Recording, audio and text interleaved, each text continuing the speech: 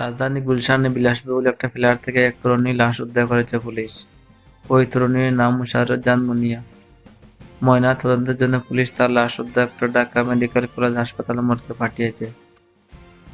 পুলিশের গুলশান বিভাগের উপকমিশনার সুদীপ চক্রবর্তী বিষয়টি নিশ্চিত করেছেন।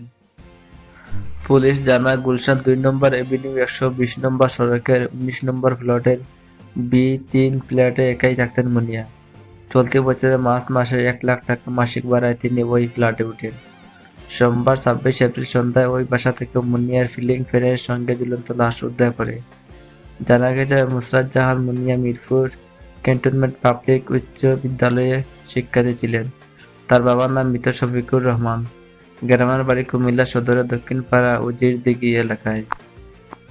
পুলিশের গুলশান বিভাগের উপকমিশনার সুদীপ কুমার চক্রবর্তী বলেন, মোশাররত মুনিয়ার সঙ্গে একটি ছেলের পরিচয় ছিল।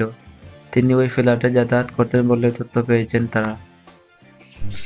মোশাররতের বড় বোনের বরাত দিয়ে ওই পুলিশ কর্মকর্তা জানান, মোশাররত জাহান রোববার তার বড় বোনকে ফোন করে বলেন তিনি সমস্যায় পড়েছেন। এ কথা শুনে তার বড় বোন সোমবার কুমিল্লা থেকে ঢাকায় আসেন। সন্ধ্যার দিকে এই ফ্ল্যাটে যান তিনি।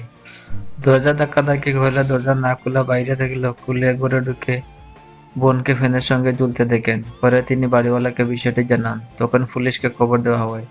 তিনি আরও জানান, মেয়েটি কেন আত্মহত্যা করেছে এবং এর পেছনে কার ইঙ্গিত রয়েছে কিনা তা আমরা খতিয়ে দেখছি। ওই বাসা থেকে কিছু আলামত উদ্ধার করা হয়েছে। ওই বাসায় কার যাতায়াত ছিল তা জানার চেষ্টা চলছে। এই ঘটনায় আত্মহত্যা প্রচারণার অভিযোগে একটি মামলা করা হয়েছে বলে জানিয়েছেন পুলিশ কর্মকর্তা সুদীপ কুমার চক্রবর্তী। তিনি জানান, ওই বাসায় সিসিটিভি জব্দ করা হয়েছে।